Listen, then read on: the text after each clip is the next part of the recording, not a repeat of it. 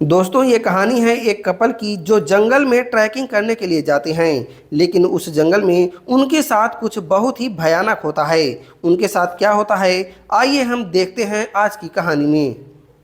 दोस्तों, कहानी की शुरुआत में हम दिन के समय में ही आसमान से तारे की तरह एक चमकता हुआ लाल ऑब्जेक्ट देखते हैं, जो कि वाशिंगटन के जंगल में गिर रहा था।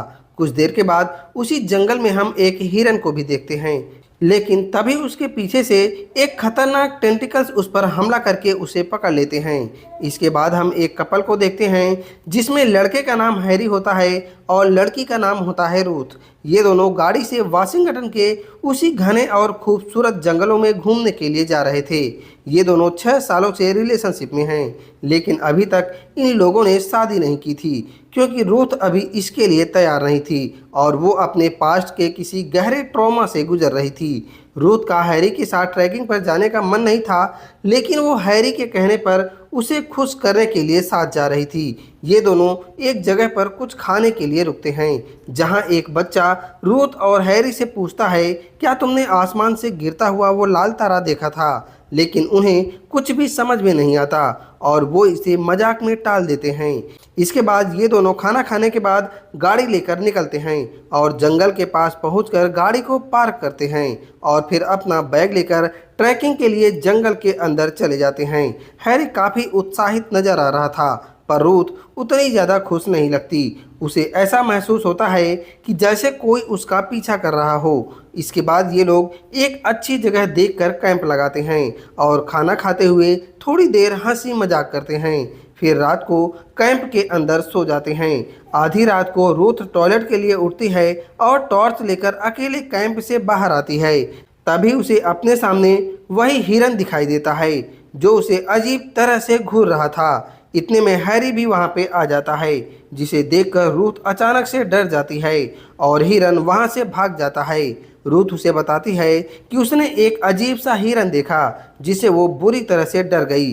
हैरी कहता है कि यहाँ जंगल में बहुत सारे ऐसे हिरन हैं, इसके लिए तुम चिंता मत करो, उनसे तुम्हें कोई खतरा नहीं। अगले दिन दोनों कैंप पैक करके वहां से निकलते हैं और जंगल के खूबसूरत हिस्सों में ट्रैक करने लगते हैं। हैरी रूथ को जंगल की एक सुंदर जगह पर लेकर जाता है, जहां वो रिंग निकालकर घुटनों के बल बैठकर रूथ को शादी के लिए प्रपोज करता है। लेकिन रूथ घबरा जाती है और उसे पैनिक अटैक आने लगते हैं। हैरी उसे संभालता है और दवाई खाकर उसकी हालत ठीक होती है। फिर दोनों कैंप में वापस आते हैं और हैरी आग जलाने के लिए लकड़ियां इकट्ठा करने लगता है। रूथ उससे पूछती है कि तुमने मुझे शादी के लिए प्रपोज क्यों किया? हमने पहले ही डिसाइड किया था कि हम बिना शादी के ही साथ रहेंगे।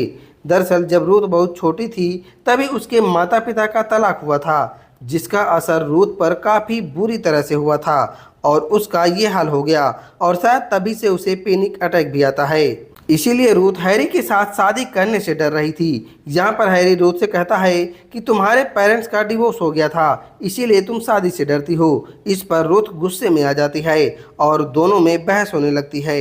हैरी गुस्से में कैंप के अंदर जाकर सोने लगता है। अगली सुबह जब रूथ उठती है, तब उसे हैरी का एक नोट मिलता है, जिसमें लिखा होता है कि मैं वॉक पर जा रहा हूँ। रूथ अपने डॉक्टर से बात करने के लिए फ़ोन करती है, लेकिन वहाँ पर नेटवर्क नहीं होता। इसीलिए वो फ़ोन में नेटवर्क लाने के लिए थोड़ा सा आगे निकल जाती है। लेकिन तभी उसे एक पेड़ के पीछे वही हिरन बुरी तरह से मरा हुआ दिखाई देता है, जो कि काले चिपचिपे पदार्थ से ढका हुआ था। रूथ ये देखकर काफ़ी ज़्यादा डर जाती है और इसी बीच हैरी भी यहाँ आ जाता है और रूथ को संभालता है। हैरी को लगता है कि हिरन किसी बीमारी की वजह से मरा होगा। यहाँ पर रूथ को लगता है कि ये वही हिरन है जो उसने रात में देखा था और अब भी वो बहुत ज़्यादा डरी हुई होती है, ये सोचकर कि जंगल में कोई खतरनाक जानवर है। पर हैरी उसे कहता है कि तुम्हें डरने की कोई ज़रूरत नहीं, मैं तुम्हें कुछ नहीं होने दूंगा। अगली सुबह हैरी खाना खाने की तैयारी कर रहा था और रूथ टहलने के लिए निकल जाती है। उसे जंगल में एक गुफा मिलती है। जब रूथ अंदर जाती है, तब उसे एक छोटे गड्ढे में अजीब तरह से चमकता हुआ नीला पदार्थ दिखाई देता है। रूथ उसे गौर से देखती है और समझने की कोशिश करती है कि आखिर ये रहस्यमय नीला पदार्थ क्या है। तभी उसे अपने पीछे कुछ ऐसा दिखाई देता है जिसे देखकर वह तेजी से चीख पड़ती है। इधर हैरी देखता है कि रूथ को लौटने में काफ़ी देर हो रही थी, इसीलिए वो उसे आवाज़ देकर ढूंढने निकल पड़ता है और उसे एक जगह पर रूथ दिखाई देती है जो कि चुपचाप खड़ी होकर जंगल की तरफ देख रही थी। हैरी उसके पास आता है, तब वो कहती है कि मैं थोड़ा सा डिस्टर्ब हो गई हूँ। फिर वे दोनों खाना खाने के बाद अपना बैग लेकर आगे बढ़ते हैं, लेकिन हम देखते हैं कि रूथ का व्यवहार कुछ अजीब सा लग रहा था और चेहरे पर कोई भी हाव भाव नहीं दिख रहा था, लेकिन हैरी इससे अनजान होता है।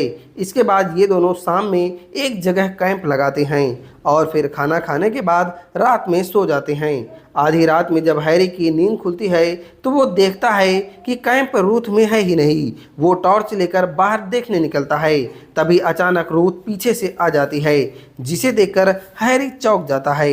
ये देखता है कि रूथ के हाथ में उसका चाकू है। वो कहती है कि मैंने किसी जानवर की आवाज़ सुनी थी, इसीलिए अपनी सुरक्षा के लिए चाकू अपने पास रखा। हैरी उसे चाकू वापस ले लेता है और दोनों फिर से कैंप में सोने चले जाते हैं, लेकिन रूथ पूरी रात बिना सोए चुपचाप लेटी रहती है।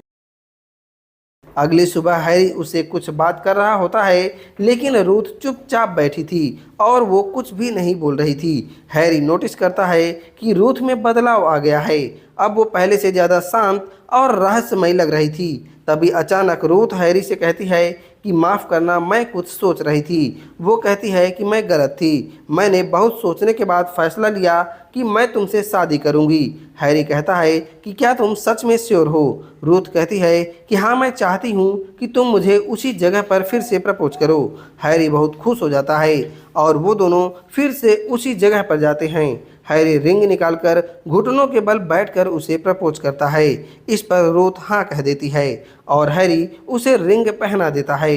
वे दोनों किस करते हैं, लेकिन तभी अचानक रूथ हैरी पर हमला कर देती है और उसे चट्टान से नीचे धक्का दे देती है, जिससे हैरी नीचे गिरकर मर जाता है।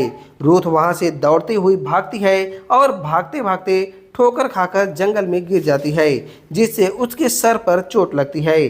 तभी वहां ट्रैकिंग के लिए आए हुए एक कपल उसे देखते हैं। वो पूछते हैं कि तुम्हारे साथ क्या हुआ? रूथ का व्यवहार उन्हें अजीब लगता है। वो बस कहती है कि मुझे नहीं पता। वो कपल उसकी हालत देखकर पुलिस को बुलाने के बारे में सोचते हैं, लेकिन वहाँ नेटवर्क नहीं होता, इसीलिए वो रूथ को अपने साथ रखते हैं और अगले दिन उसे साथ लेकर वापस लौटने का निर्णय करते हैं। रात में वो लड़की रूथ से पूछती है कि अगर तुम कुछ बताना चाहो तो बता सकती हो, लेकिन रूथ कुछ भी नहीं बोलती। तब वो लड़की लड़के के पास आकर कहती है कि मुझे लगता है कि रूथ के साथ कुछ हुआ है। तभी रूथ लड़के का चाकू लेकर सामने आ जाती है, जिसे देखकर वो कपल डर जाते हैं। लेकिन तभी हम देखते हैं कि हैरी उस कपल के पीछे खड़ा है, लेकिन हैरी तो मर गया था, फिर ये यहाँ वापस कैसे आया, ये हमें थोड़ी देर में पता चलेगा। यहाँ रूथ हैरी को चाकू दिखाकर डराने की कोशिश करती है, पर हैरी डरता ही नहीं। वो रूथ से कहता है कि तुम्हें पता है कि मैं कितना डर गया था, तुम वहाँ से कहाँ चली गई थी? जिससे डरकर रूथ जंगल की तरफ भाग जाती है। उसके पीछे वो लड़की भी दौड़ रही थी। यहाँ पर लड़का हैरी को रोकने की कोशिश करता है, पर तभी हैरी की उंगली से एक तेज और धारदार ब्लेड बाहर निकल आता है। वो उस लड़के पर हमला करता है, जिससे उसका एक हाथ कट जाता है। फिर हैरी एक और वार करता है और लड़का चीखते हुए वहीं मर जाता है। अपने पति की चीख सुनकर वो लड़की घबरा जाती है। तभी हैरी वहां पे आता है और उस लड़की पर हमला करता है और अपने ब्लेड से उसका शरीर चीरकर 2 हिस्सों में बांट देता है, जिससे उसकी बेहद ही भयानक मौत हो जाती है। दरअसल कहानी की शुरुआत में हमने आसमान से जो लाल ऑब्जेक्ट जंगल में गिरते हुए देखा था, वो एक एलियन का स्पेस क्रॉफ्ट था, जिसके अंदर से एक एलियन बाहर निकला था। जब रूथ गुफा में गई थी, तभी उसने गड्ढे में चमकता हुआ नीला पदार्थ देखा था। तभी उसे अपने पीछे गुफा में कोकून के अंदर हैरी के मृत शरीर को भी देखा था।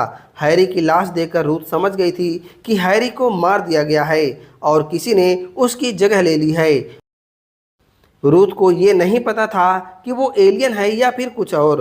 जब रूथ गुफा से बाहर घबराई हुई निकली थी तब हैरी ने उसे जंगल में डरी हुई हालत में देखा था और उसके बाद से ही रूथ का बिहेवियर काफ़ी अजीब इसीलिए लग रहा था क्योंकि रूथ जानती थी कि वो जिसके साथ है वो असली हैरी नहीं है बल्कि उसी ने असली हैरी को मारा है। रूथ उसे मारकर हैरी का बदला लेना चाहती थी, इसीलिए वो रात में वो चाकू से हैरी को मारने की कोशिश करने लगी थी, लेकिन वो असफल रही थी। इसीलिए उसने एक और योजना बनाई और अगली सुबह हंसी खुशी का दिखावा करके उसे चट्टान के पास जाकर धक्का दे दिया। पर जैसा कि पता है कि वो एक एलियन था, उसे कुछ भी नहीं होता। हमने सोचा था कि रूथ में ही कुछ गड़बड़ है, लेकिन असल में एलियन ने हैरी को मारकर उसके शरीर पर कब्जा कर लिया और उसी के रूप में खुद को ढाल लिया। लेकिन एलियन की सोच और मकसद एकदम अलग है। वो एलियन किसी भी जीव या इंसान का रूप ले सकता है, लेकिन अगर वो उसके शरीर को कोकून में डाल देता है तो वह उससे उसका दिमाग, सोच, यादें सब कुछ प्राप्त कर लेता है। एलियन को लगता है कि इंसान का रूप लेकर इंसानों को मारना आसान होगा। उसे ये भी लगता है कि इंसान बनना, बातें करना ये सब आसान है, जिससे वो इंसानों को आसानी से समझ सकेगा और उन्हें खत्म करने में आसानी होगी। इस एलियन का पहला शिकार वो हिरन ही था। उसने सबसे पहले हिरन के शरीर को स्कैन किया, उसकी संरचना को समझा, लेकिन हिरन भावनाओं और जटिल व्यवहार से मुक्त जीव है और एलियन के लिए उस शरीर से सीखने लायक कुछ भी नहीं मिलता, इसीलिए उसने उसे मार दिया। इसके बाद कहानी प्रेजेंट में आती है। एलियन रूथ पर ब्लेड से हमला करने की कोशिश करता है, लेकिन कई बार प्रयास करने के बाद भी वो उसे नहीं मार पाता। उसे समझ में नहीं आता कि ऐसा क्यों हो रहा है। जैसा कि हमें पता है कि जब एलियन ने हैरी के शरीर को कोकून में डाला था तो उसे न सिर्फ उसका रूप बल्कि उसकी भावनाएं, सोच और यादें भी मिल जाती हैं। हैरी रूथ से बहुत प्यार करता था और इस वजह से एलियन चाहकर भी उसे नहीं मार पा रहा था। उसने इससे पहले ऐसा कभी महसूस नहीं किया था। ये पहली बार था जब एलियन इंसानों के संपर्क में आया था और उसे उन्हें समझने में कठिनाई हो रही थी। ये मौका देखकर रूथ वहाँ से भाग जाती है। एलियन उसके पीछे दौड़ता है और जल्दी ही उसे पकड़ भी लेता है। रूथ उस पर हमला करने की कोशिश करती है, लेकिन उस पर कोई असर नहीं होता। एलियन उसे पकड़कर उस जगह पर ले जाता है जहां पर उसका स्पेसक्राफ्ट मौजूद था। अब चूंकि एलियन के अंदर हैरी की यादें हैं, इसीलिए वो रूथ को चोट नहीं पहुंचा पा रहा था। एलियन रूथ से कहता है कि मेरे जैसे कई और एलियन थोड़ी देर में यहाँ आ जाएंगे। वो लोग पृथ्वी पर हमला करेंगे, इंसानों का सफाया कर देंगे और इस ग्रह पर कब्जा कर लेंगे। इसीलिए मैं चाहता हूँ कि तुम मेरे साथ चलो। एलियन की बात सुनकर हमें समझ आता है कि इस एलियन को पहले धरती पर इसीलिए भेजा गया था जिससे यह इंसानों को समझ सके और फिर उसके बाकी एलियन साथी आकर धरती पर हमला करके उसे कब्जा कर लें। यहाँ पर रूथ समुंदर की ओर देखती है जहाँ उसे पानी में एक शार्क दिखाई देता है। उसके मन में एक विचार आता है। वो एलियन की बातों में रुचि दिखाने लगती है, मानो वो उसके साथ चलने के लिए तैयार हो। लेकिन जैसे ही उसे मौका मिलता है वो एलियन के पास से चाकू लेकर उसके सीने में घोंप देती है। एलियन के शरीर से खून निकलने लगता है और रूथ तेजी से समुद्र के पानी की ओर भागने लगती है। एलियन भी उसके पीछे पीछे पानी में आता है, लेकिन उसका खून शार्क को आकर्षित करता है। एलियन अपने हथियार से शार्क को मारने में कामयाब भी हो जाता है और फिर वह रूथ का पीछा करना शुरू कर देता है। रूथ भागते भागते अपने कैंप के पास पहुंचती है, जो कि काफ़ी थकी और डरी हुई थी। वो बैग से खाना निकाल कर खाने लगती है, लेकिन तभी उसे अचानक से पैनिक अटैक आने लगते हैं और वो पिल्स लेकर उसे खा लेती है। अब तक एलियन भी वहां पहुंच चुका था और पीछे से हमला करके उसे बेहोश कर देता है। कुछ देर के बाद जब रूथ को होश आया तो वह खुद को उसी गुफा के अंदर उसी कोकून में बंधी हुई पाती है। एलियन रूथ से गुस्सा होता है और अब वह रूथ के चरित्र, सोच और भावनाओं को पढ़ने की कोशिश कर रहा था ताकि वो उसे पूरी तरह से समझ सके और उसे खत्म कर सके। लेकिन इंसानों की तरह भावनाएं संभालना एलियन के बस की बात नहीं थी। वो रूथ की चिंताओं, उसके ट्रॉमा और दर्द को समझ ही नहीं पाता। उसे पैनिक अटैक आने लगते हैं। वो पिल्स खाने की कोशिश करता है, लेकिन डिब्बा खाली हो चुका था। इसी दौरान रूथ कोकून से बाहर निकलती है और देखती है कि एलियन तड़प रहा है। वो एक भारी पत्थर उठाकर एलियन के सर पर कई वार करती है। फिर रूथ गुफा से बाहर निकल जाती है, लेकिन यहाँ हम देखते हैं कि एलियन का सर धीरे धीरे फिर से बनने लगा है, जिससे हमें पता चलता है कि एलियन मर नहीं सकता। अब रूथ को हम देखते हैं, जो पूरी तरह से घायल और थकी हुई जंगल से बाहर निकल रही थी और पार्किंग एरिया में पहुंचकर कार में बैठ जाती है। जैसे ही वो कार स्टार्ट करके आगे बढ़ती है, कार के रेडियो पर एलियन की आवाज़ आती है। वो कहता है कि तुम मुझसे दूर नहीं जा सकती। वो समझ जाती है कि एलियन से पीछा छुड़ाना इतना आसान नहीं होगा। तभी आसमान से कई सारे लाल चमकदार ऑब्जेक्ट गिरते हुए दिखाई देते हैं। ये सभी एलियंस के स्पेसक्राफ्ट थे और अब ये सभी पृथ्वी पर हमला करने वाले हैं।